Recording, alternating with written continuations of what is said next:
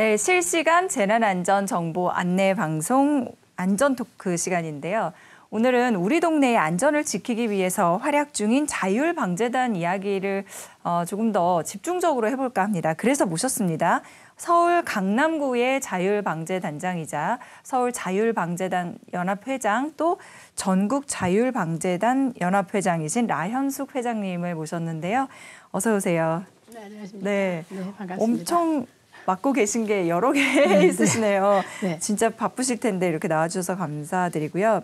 사실 이제 저희가 자율방재단이라고 소개는 드렸습니다만 아직도 이 자율방재단이 어떤 곳이고 그리고 있는지조차 모르시는 분들도 좀 계셔가지고요. 우선 무슨 일을 하는 곳인지 좀 쉽게 설명을 해주시면 감사하겠습니다. 자율방재단은 2004년 소방방재청이 개청되고 풍수해법에 있는 수방단을 해체하고 자연재해 대책법에 의해 2006년부터 자율방재단으로 명명하고 지역의 자연재난의 예방활동, 대비, 대응과 자연재해로부터 자기가 속해 있는 지역에 피해가 생기면 초기 대응을 할 수 있도록 1년에 8시간 교육을 의무적으로 이수하고 각 분야의 전문가 교육을 이수하여 생업이 있는 자원봉사지만 많은 전문 지식을 갖추고 활동을 하고 있고 전국 자율방재단 연합회가 구호법에 의해서 구호기관으로 지정되어 있어 사회재난도 함께 하고 있습니다. 네.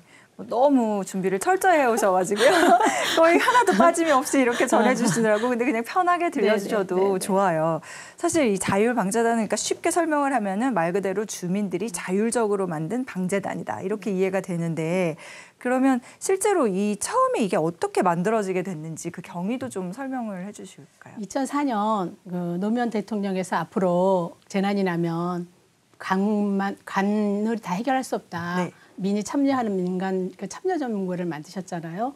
그래서 그 앞에서 말씀드린 네. 그 풍수해법에 수방단이라는 조직이 있었어요. 그거는 민방위 뭐 여러 조직이 네. 있는 거를 그거는 한 98년 전부터 이루어진 건데 이제 그거를 해체하고 좀 더 그 수리 지형의 밝은 주민들로부터 좀 전문적인 요건을 갖추고 네. 방재단을 만들어서 운영을 했으면 좋겠다 해서 만들어진 겁니다. 아, 그렇게 해서 처음에 생겼군요. 네네네. 2004년에. 네.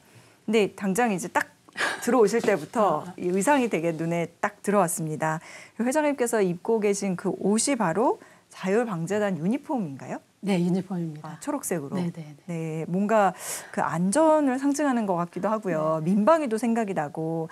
근데 조사를 해보니까 전국엔 한 6만 명이 좀 넘는 자율방재 단원들이 있고 이 사람들이 이걸로 이제 통일을 해서 입고 네네. 있는 것 같던데 그게 또 얼마 되지 않았다고요? 네. 근데 그걸 어떻게 통일을 하실 수가 있었을까요? 이게 사실은 이제는 이제 소방방재청이 개청되고 2006년부터 이제 자율방재단이 만들어졌는데 처음에는 49개 이제 시범 지역으로 시작을 했어요. 시작을 했는데 이게 뭐 조직이 탄탄하게 있지 않다 보니까 49개를 했는데 굉장히 잘 되는 거예요. 그래서 2008년부터 조직이 활성화됐어요. 그 사실은 이제 시군구부터 만들어졌습니다. 그래서 시군구 조례로 이걸 개정하다 보니까 상부 조직이 없다 보니까 뭐 복장도 통일이 안 되고 네. 이제 자기 마음대로 지자체별로 있고 이제 그러다 보니까 이게 뭐 우리가 활동하러 나가도 방재단인지도 모르고 그래서 저희가 2013년에 전국 자율방재단 연합회가 이제 발대식을 12월 23일 날 발대식을 했습니다. 그래서 네. 전국 연합 회장님들과 모아서 우리가 복장을 통일하자 이렇게 그런 계기가 돼서 만들어졌습니다. 아. 또 이 초록색으로 입는 거는 네. 그 재난이 나면 사실은 우리나라는 복구 단계에서 끝나잖아요. 근데 이제 일본에 고베 지진이 났을 네, 때 옛날에. 그 고베는 거기 박물관을 만들고 또 관광객을 또 많이 불러서 그쵸. 또 그 지역을 활성화도 시키고 그래서 우리도 그런 재난이 나면 복구로 끝나는 게 아니라 그 지역을 좀 더 부흥화시키자 해서 이 오히려. 초록색이 이제 부흥의 뜻을 아. 톡합니다. 그래서 이제 미국의 뭐 시티즌 컵스에서 시민군이 있고요. 일본의 방재사가 있습니다. 아. 그래서 이제는 그 지역도 이제 초록색을 입어요. 그래요. 그래서 이 초록색이 이제는 부흥을 뜻하는 시기이기 네. 때문에 이게 초록색을 입는데 저희가 이거 20년 전에 만들 때 이 초록색이 잘 없었어요. 그래서 입고 다니면 사람들이 그게 뭐냐, 뭐 골프를 해서 뭐 우승을 했냐, 뭐 이런 소리 들었는데 그래서 열심히 이제 입고 다녀서 이거는 부흥의 색이다. 아. 그래서 우리는 재난 현장에 네. 초록색을 입고 그 재난이 나면 그 지역에 부흥 단계로 올려놓자 해서 초록색을 입고 있습니다. 그러니까 재난을 그냥 단순히 복구하는 네, 데서 네. 그치는 게 아니라 네, 아예 부흥을 네, 시키자. 예. 뭔가 봄 새싹 이런 느낌도 네, 들고 네. 굉장히 좋은 의미인 것 같아요. 근데 그래서 그동안에 이제 재난 현장에서 굉장히 많은 활동을 해오셨고 실제로 회장님께서도 꽤 오랜 기간 지금 수십 년 동안 활동을 하고 계신 걸로 알고 있는데 그럼 이제 현장에 많이 다녀보셨을 거 아니에요. 네. 거기서 그 관청하고 이런 자율방재단은 어떤 식으로 역할 분담을 하게 되나요? 사실 재난이 나면 관은 공공 건물이나 도로 같은 거를 우선적으로 복구를 합니다. 그런데 우리가 이 민은 간이 하고 그다음에 초창기에는 군인도 들어오고 모든 조직에서 많이 들어옵니다. 근데 그게 적십자도 뭐 급식차도 오고 그렇죠. 그런데 이제는 그게 한 일주일 지나면은 그분들이 다 이제 업무 복귀를 합니다. 군인이라든가 경찰이라든가 이런 분들이 봉사해 주신 분들이 그러면 이 민에서 간에서는 민이 사고 나는 거는 터치를 안 합니다. 그러니까 이제 뭐 축사라든가 비닐하우스라든가 네네. 주택이라든가 이런 거는 굉장히 많은 부분 뒤에 사후에 활동이 많은데 그걸 잘 못하고 있어요. 근데 사실은 우리가 재난이 나면 네. 3일 낮밤을 잠을 못 자십니다. 그분들이. 잠이 안 와요. 그냥 뭐라도 하나라도 건지려고 그러다 보니까 왜 우리가 골든타임이 72시간이잖아요. 네. 이제 72시간이 지나면 다 귀찮아져요. 다 귀찮아지다 보니까 이제 그때 저희가 이제는 사고가 난 피해 연합회랑 저희가 조인을 해서 뭐 주택에는 사람이 몇 명 필요하고 또 축사에는 사람이 얼마나 필요해서 네. 방재단이 응원 조직을 갖추는 겁니다. 그렇게 해서 활동을 하고 있습니다. 네. 회장님은 그리고 이제 서울자율방재단 연합회장 직함도 가지고 계시잖아요. 그래서 제가 조금 질문을 준비를 했던 게 이제 서울에는 최근에 몇 년 사이 재난들이 좀 많이 있었지만 그중에서도 제일 크게 기억에 남는 게 2022년 집중호우 때거든요. 이게 뭐 거의 2년여 전인데 8월 8일이었다고 하고 이때 굉장히 폭우가 정말 기록적으로 폭우가 내려가지고 제일 이제 기억에 남는 안타까운 사건이 신림동 반지하 주택에서 40대 자매랑 10대 학생 등 일가족 3명이 숨지고 또 서초구에서는 맨홀에 남매가 빠져서 또 숨지는 그런 일도 있었는데 혹시 그날 일이 좀 기억이 나시는지 어떤 활동을 하고 계셨는지. 재난으로부터 생명을 잃는다는 건 참 안타까운 일입니다. 그래서 우리가 저 어릴 때를 생각을 해보면 안전교육이라는 거는 엄마가 그저 그냥 차 조심해라. 밤늦게 다니지 마라. 그게 다 안전교육이 아닌가 싶어요. 그래서 저희는 사실은 안전교육을 체계적으로 받지 않고 자란 세대이기도 합니다. 네. 그래서 뭐 지금은 또 많이 안전 쪽으로 변해서 많이 안전교육을 하고 이렇게 많이 변했는데 우리가 22년에도 사실은 강남구도 침수가 됐어요. 역삼동에 침수가 돼서 저희가 그 활동을 같이 하고 또 우리가 뭐 또 그 이후로는 22년에 사고가 났는데 23년에는 저희가 그 사고 난 지역을 다시 찾아가서 강남구 자율방재단이 다시 찾아가서 그 상가에 이렇게 사실은 상가에는 그 배수구가 냄새가 올라오니까 이렇게 덮개 같은 거를 많이 이렇게 닫아놓고 있어요. 일부러. 근데 이제는 그게 왜 있는지도 모르고 그게 있는지도 모릅니다. 실질적으로. 근데 그 상가는 그게 막히면 자기가 손해가 나니까 그렇죠. 바로 손해가 나니까 이제 나오셔서 보시라고 그러고 퇴근할 때 비가 많이 온 예보가 오면 이거를 빼놓고 가십시오 하고 이렇게 계도 활동도 하고 또 그러고 있습니다. 그래서 우리가 뭐 재난으로부터 내 재산과 내 생명은 내가 지켜야 된다고 저는 그걸 모토로 살고 있습니다. 네. 그런 날은 그 위험을 무릅쓰고 나가시는 거죠, 현장에? 네, 그렇죠. 예보가 이제 우리가 평소에 한 달에 한 번 정도는 마을을 예찰 활동을 하고요. 동네를 예찰 활동하고 예비 특보가 생기면 이제 저희가 미리 그게 이제는 이제 대비에서 대비 단계에서 그냥 비가 오지 않고 바람 불어도 이제 옷을 입고 나가고요. 또 대응 활동에서는 진짜 비가 오면 그 우산을 쓰고 우비를 입고 장화를 신고 정말 그 현장에 그렇게 다들 나가십니다. 아니 자율방재 단원 분들부터도 안전을 굉장히 신경을 쓰셔야 될 것 같다는 생각이 들어서 여쭤봤어요. 지금 보면 이제 그때 서울 집중호우가 있었고 그 이후에 무슨 뭐 터널을 만든다거나 또는 정부 지자체 주도로 여러 가지 대책들이 진행 중인 걸로 알고 있는데 혹시 자율방재단 차원에서도 어떤 대책을 세우신 게 있을까요? 사실은 뭐 저희가 이제 순수 100% 생업이 있는 자원봉사자 보니까 짧은 틈을 또 가져서 뭐 교육도 받고 또 아까도 말씀드렸다지만 8시간 교육받고 훈련도 하고 또 우리가 전문적인 지식을 갖추고 그렇게 활동을 하고 있습니다. 그러다 보니까 뭐 현장에 나오시는 분들이 거의 생업을 이제 파괴하고 이렇게 나오시는 건데 저희는 빨리 알려서 빨리 수습복구가 되기를 원하는 일을 하고 싶습니다. 네. 그래서 저희가 이제는 제가 회장이 되고 미디어실을 중앙 전국에는 미디어 홍보실을 마련하고 17개 시도는 홍보국을 하고 또 228개 시군구는 그 홍보팀을 만들었습니다. 미디어 홍보팀을. 그래서 그게 가장 시군구에서 그게 이루어지면 그게 이제는 국으로 올라오고 실로하고 행안부로 직접 그런 체계를 만들었는데 저희 뭐 민간단체로서는 그 정도뿐이 할 수 없는 것 같아요. 저희가 어떤 예산을 쓸 수 있어서 투입을 하는 것도 아니고 그러다 보니까 저희는 나름대로 우리 연합회장님들하고 모셔서 우리가 어떤 일을 해야 될까 이런 걸 했을 때는 우리가 빨리 사고 난 거를 빨리 알려야 된다. 그렇죠. 이제 이거를 이제 모토로 저희는 이제 그것만 우선적으로 지금 그거는 이제 관에서 할 수 없는 거니까 민이 할 수 있는 거니까 네. 그걸 좀 철저히 하고자 합니다. 제가 아까 회장님 말씀 듣던 중에 이제 가장 기억에 남는 게 그 상가 앞에 이제 대로 같은 게 있을 때 거기에 배수로 청소를 하는 게 굉장히 중요하다.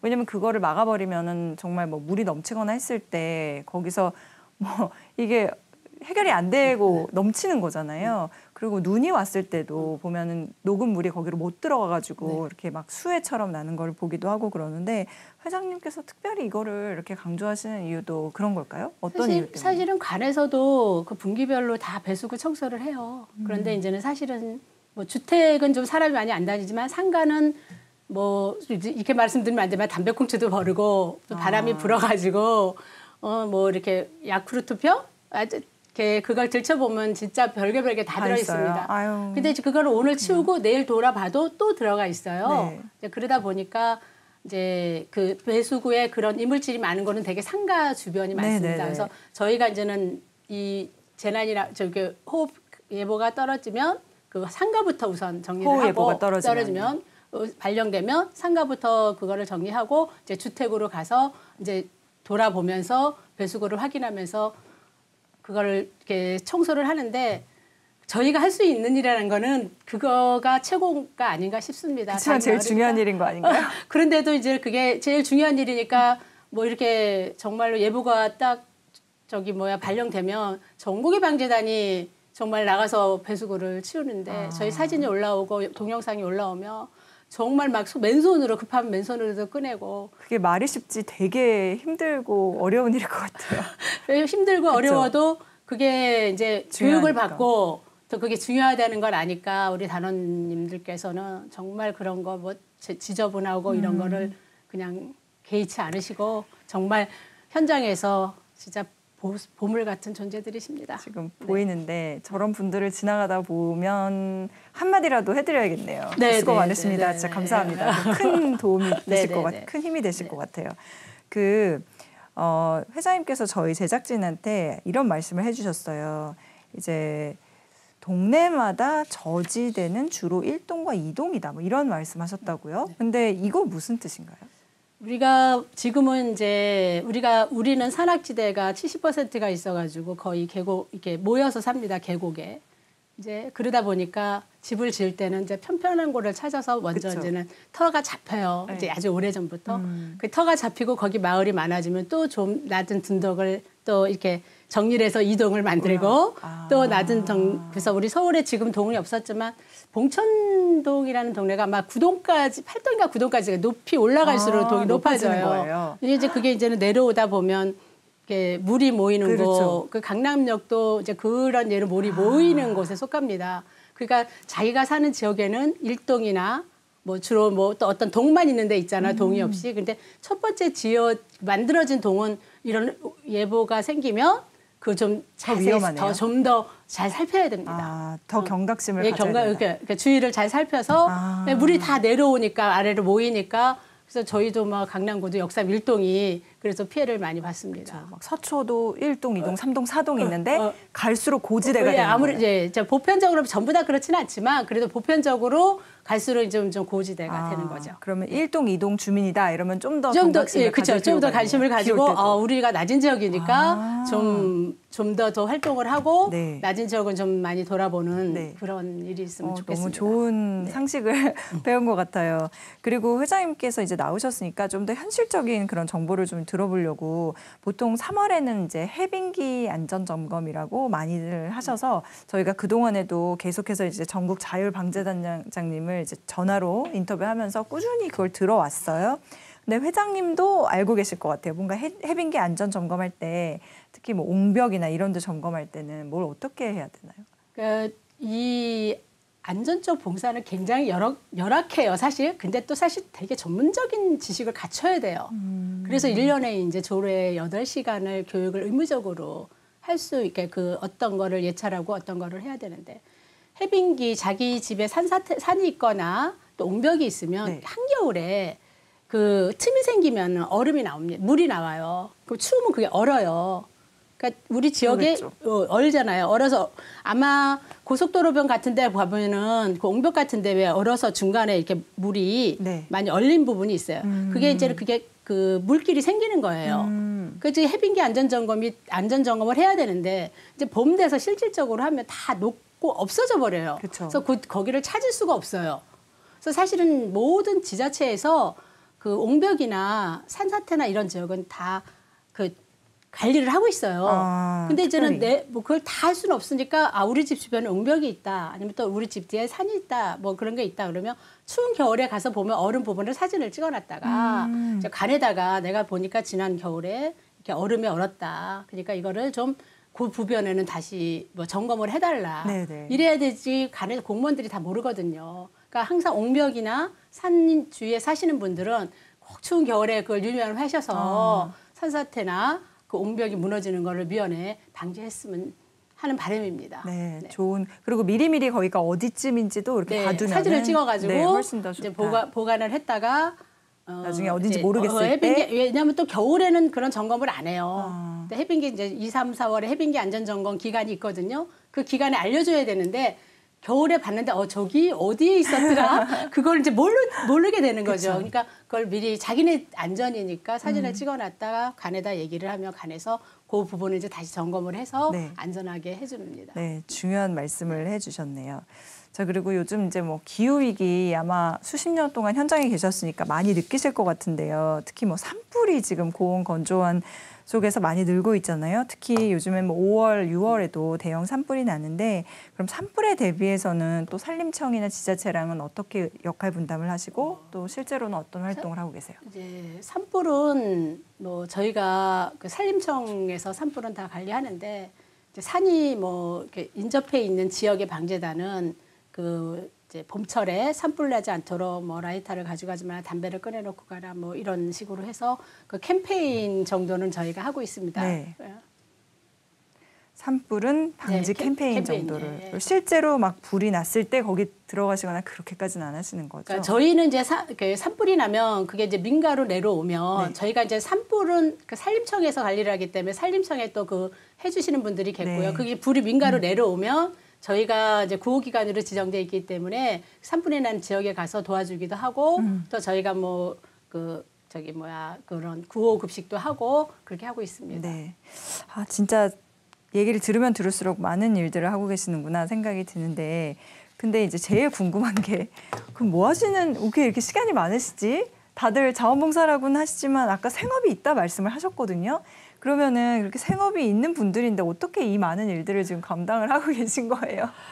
글쎄요, 사실은 저도 뭐 재난 현장에 뭐 32년 동안 일을 하다 보니까 뭐 매미, 루사, 뭐 차바 모든 현장에 다 출동을 하고 진짜 빨래도 많이 빨아보고 설거지도 많이 하고 이제 이런 걸 했는데 이거는 뭐 각자 봉사활동은 개인의 문제라 제가 우리 뭐 6만여 명, 7만여 명을 대변할 수는 없겠지만 그래도 이게 행복하니까 하는 거겠죠. 보람이 있다. 보람이 있으니까. 그리고 우리가 이제 현장에 가면 정말로 아까 제가 잠깐 말씀드렸지만 사람이 한 일주일 동안 굉장히 많아요. 그리고 일주일이면 다 빠져요.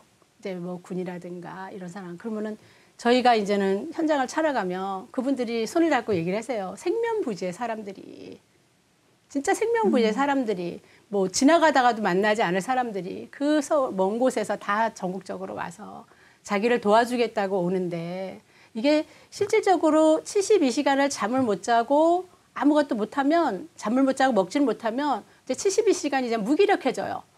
진짜 우리가 가면 그렇죠.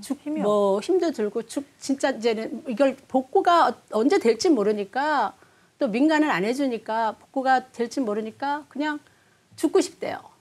그런 소리를 저희 자꾸 많이 해요. 그래서 저희는 정말로 가면 말 들어주고 고개 끄덕여 드리고 이렇게 하고 있는데 그분들이 저희한테 희망을 자기가 남도 우리 와서 이렇게 도와주는데 야, 나는 내 건데 더 열심히 해야지 해서 희망이 생긴다고. 그래서 자기도 이게 복구가 되면 자기도 어떤 재난이 나면 자기도 뭐 단체가 아니어도 네. 진짜 가서 현장 가서 봉사를 하겠다.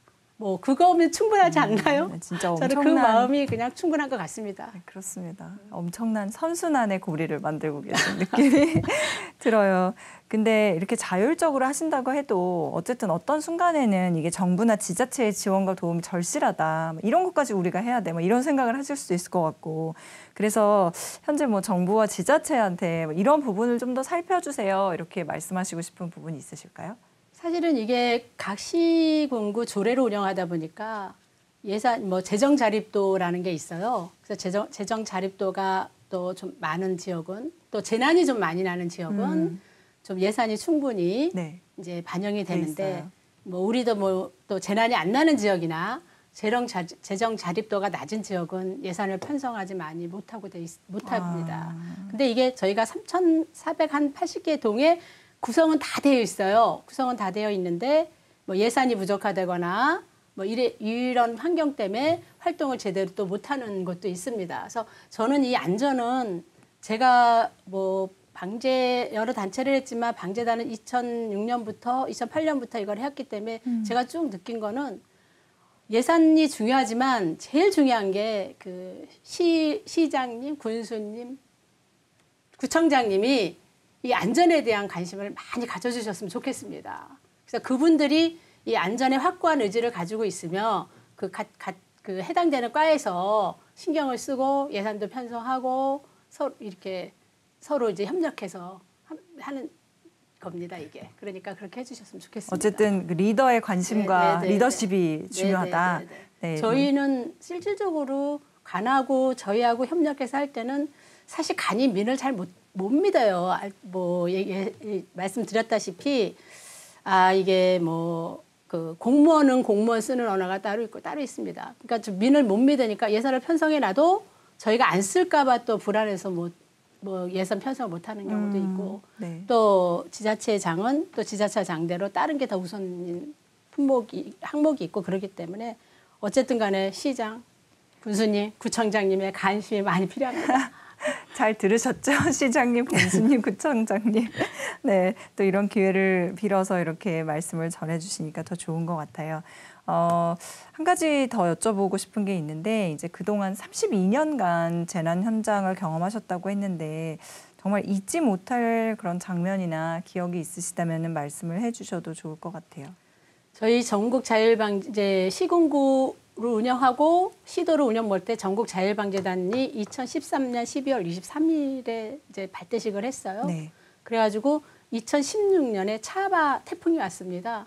그때 울산에 뭐 태화강이 다 뭐 저기 되고 태화시장이 다 침수가 돼서 정말 전국에서 방제단들이 왔는데 저희가 이제 울산시 그 중구자율방제단 사무실에서 전국 자율방제단하고 울산광역시 연합회장님하고 합동 상황실을 운영을 했어요. 그래서 전국에서 오시는 우리 방제단의 자원봉사자들을 격려하고 네. 가서 현장에 가서 그 뭐 또 일감 배분도 하고 그렇게 해서 한 13일 정도 그렇게 집을 비우고 그렇게 있었는데 이거를 강행한 이유는 이제는 그 중앙에서 중앙은 지원이잖아요. 측면에서 지원하는데 그 시도에서 이제 울산광역시에서 뭐 재난이 나면 연합해서 해야 되는 걸 저희가 이제 본보기로 이렇게 해야 된다라고 이제 보여준 결과입니다. 아. 그래서 이제 지금은 그 각 지역에서 재난이 나면 지역 연합회에서 저희가 중앙에서 했던 것처럼 똑같이 상황실을 충청북도면 충청북도에 마련하고 네. 저희를 이제 이렇게 측면에서 지원을 하고 하기 때문에 지금은 아마 제가 이게 발대식하고 한 10년 됐는데 지가 11년째인데 이제 그거는 자리가 잡아가는 것 같아요. 그래서 이거는 되게 뭐 좀 제가 생각했을 때 이렇게 뭐 10일 동안 집에 안 들어가고 고생을 했지만 이거로 인해서 각 지역의 시도연합회가 재난이 나면 우리는 이렇게 대처를 해야겠구나 이렇게 마음을 가지고 해준 것이 가장 큰 보람이 있습니다. 네. 오늘 정말 드리는 말씀이 많았는데요. 그 보니까 지금 자율방재단 설치 및 지원 등에 관한 법률안이 꼭 통과가 됐으면 좋겠다. 이런 바람도 가지고 계시다라고 저한테 이 얘기를 꼭 해달라고 말씀하셨더라고요. 네. 저희가 이 설치법은 뭐 자꾸 뭐 예산 얘기, 돈 얘기해서 죄송한데 이게 그 조례로 운영되기 때문에 재정 자립도가 많고 활동이 재난이 많은 지역에는 예산이 많이 충분히 반영이 되는데 또 재정 자립도가 재난이 나도 네. 재정 자립도가 낮으면 예산이 적게 이제 편성이 됩니다. 그래서 예산에 따라서 이거는 활동을 하는 건데 그 재정 자립도에 따라서 혜택을 받고 이 안전 봉사 활동마저도 혜택을 받고 혜택을 못 받는 그런 지역의 편차가 있어요. 그럼 안 되죠. 이 설치법은 좀 이렇게 법으로 규정을 해서 이거는 꼭 해야 된다. 그래서 이 설치법이 제정이 되면 좀 이렇게 상향으로 좀 평준화 될 수 있지 않을까. 네. 그러니까 이제는 19대, 20대, 21대 정말 뭐 우리 이제 전에 1대, 2대 회장님도 그렇고 저도 그렇고 뭐 진짜 문턱이 닳도록 다녔는데 사실은 제가 이걸 사적으로 법을 하는 것도 아니고 나라의 봉사활동을 체계적으로 하고 좀 더 편하게 활동했을 때 도움을 주고자 하는 건데 법을 통과들을 안 시켜주시더라고요. 이게 뭐 저도 임기가 있거든요. 저도 이제 25년 말이면 임기가 끝나는데 뭐 어쨌든 제가 초창기 멤버로서 하는 사람으로서 이거 법은 좀 통과시켜 놓고 이거를 제가 이렇게 좀 임기를 마무리하고 네, 좀 그런 소망이 홀가분하게 갔으면 좋겠는데 이제 22대에 이제 다시 이제 또 열심히 만들어 갖고 이제 사수를 할 예정입니다. 그러니까 좀 KBS에서도 많이 도와주시기 바랍니다. 네, 그 말씀 하시고 싶었을 것 같아서 여쭤봤어요. 네. 정말 이렇게 여러 가지 측면을 저희가 전화로 연결했을 때랑 또 다른 느낌으로 직접 모시고 들어봤고요. 그리고 좀 도움이 되는 좋은 말씀을 또 이렇게 공익을 위해서 민간에서 해주시니까 더 감사하다는 생각이 듭니다.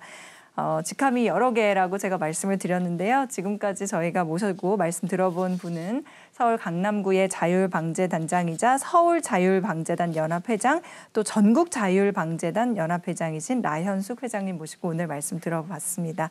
다시 한번 감사드리고요. 임기도 잘 마치시기를 다시 바라겠습니다. 한번 법 통과되는데 KBS가 큰 도움 주시기 바랍니다. 알겠습니다. 법안 통과를 위해서 저희도 기원을 하도록 하겠습니다.